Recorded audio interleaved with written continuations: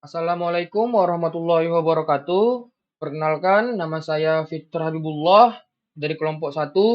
Kami di sini akan menjelaskan jaringan lokal yang sudah kami buat, mulai dari topologi, RAB, subnetting, dan konfigurasi yang kami lakukan. Berikut adalah gambar dari topologi jaringan lokal yang kami buat. Di sini kami membuat topologi dengan router, 4 router, dan beberapa switch yang terhubung ke PC, ataupun switch yang terhubung ke access point berfungsi untuk jaringan wireless. Dan setelah itu, ini adalah tampilan dari RAB atau rancangan anggaran biaya yang berisikan router, switch 24 port, PC desktop, indoor wireless atau access point, laptop dengan merek Lenovo, dan kabel UTP, konektor RJ45, konektor fiber optik atau fiber drop core, LAN tester, dan crimping tool. Setelah itu, berikut adalah tampilan dari subnetting yang akan dijelaskan oleh kawan saya, yaitu Ageng. Pada Ageng, saya persilahkan. Oke, di sini saya akan menjelaskan tentang subnetting. Di gedung A di sini ada jenis perangkat itu router 1.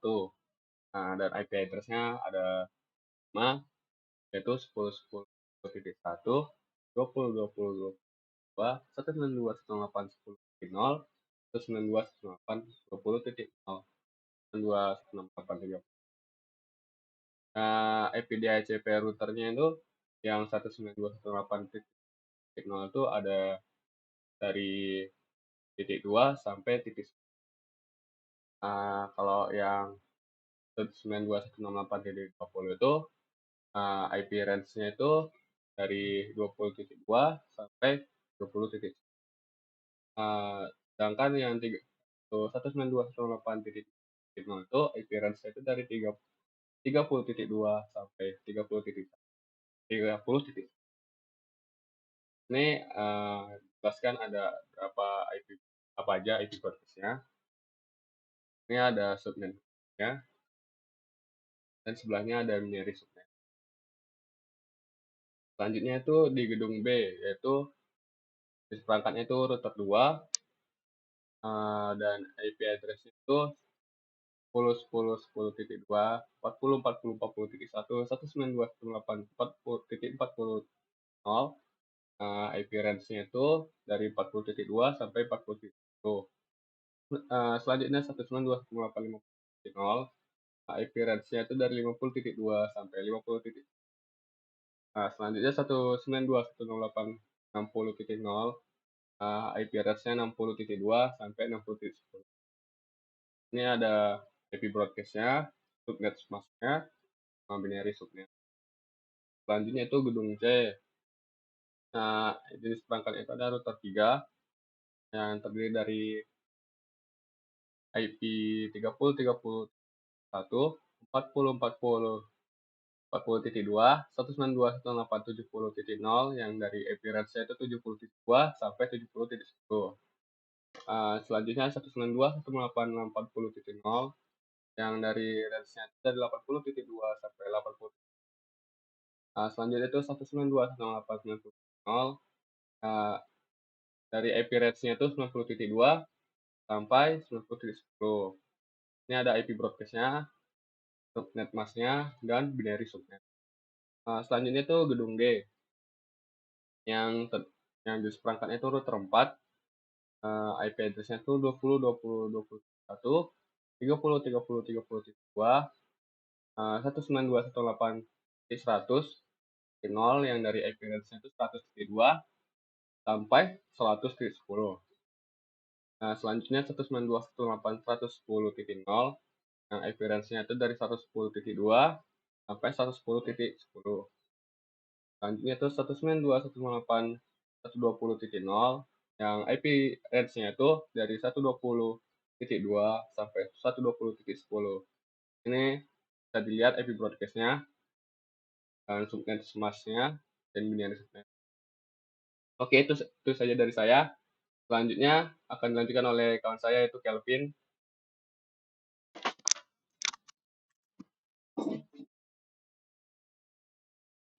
Oke, terima kasih Ageng. Sini saya akan menjelaskan tentang konfigurasi yang telah dibuat.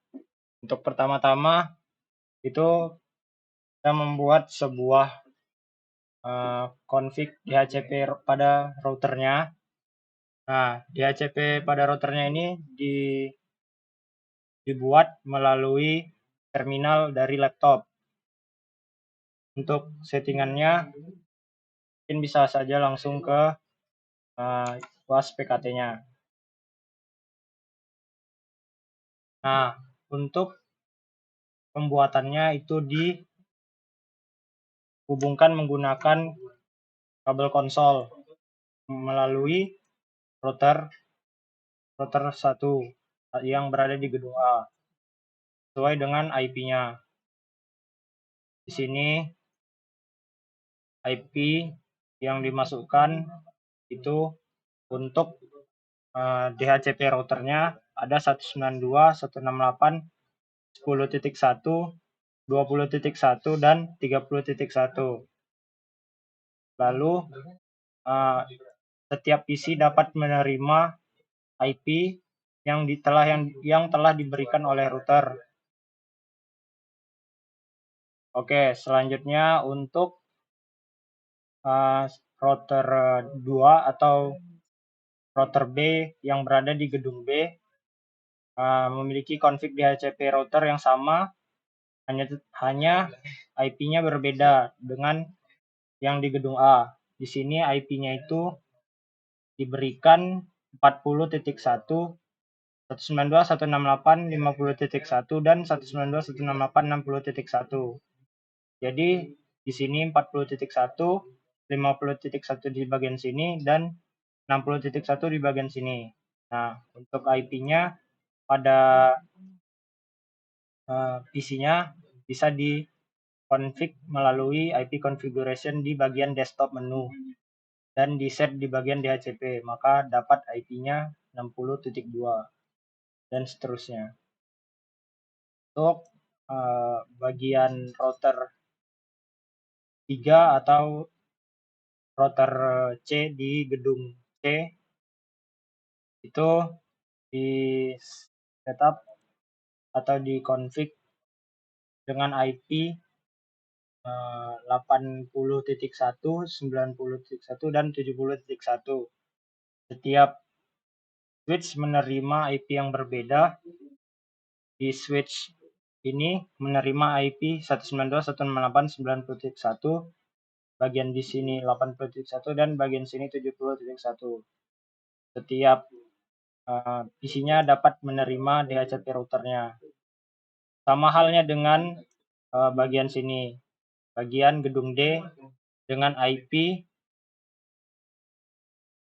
100.1, 110.1, dan 120.1. Untuk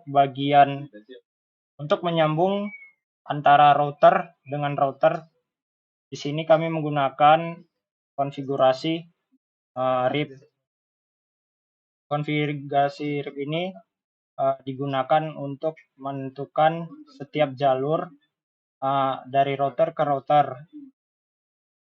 Jadi saat router dengan router yang lainnya berhubung, itu ada catatan dengan nama tabel routing. Dan RIP ini termasuk bagian dari routing dinamik atau dynamic routing. Untuk konfigurasinya bisa kita lihat di PPT.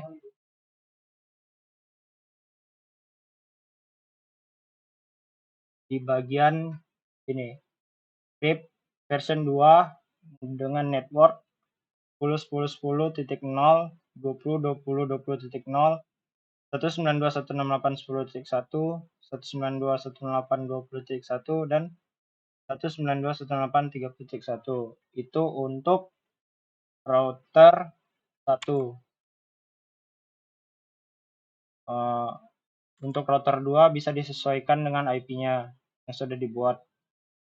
Selanjutnya untuk konfigurasi SSH akan dijelaskan oleh Fitrah Habibullah. Kepada Fitrah, dipersilakan. Oke, terima kasih Kelvin telah menjelaskan beberapa konfigurasi dan setelah ini akan saya lanjutkan menjelaskan tentang konfigurasi bagian SSH.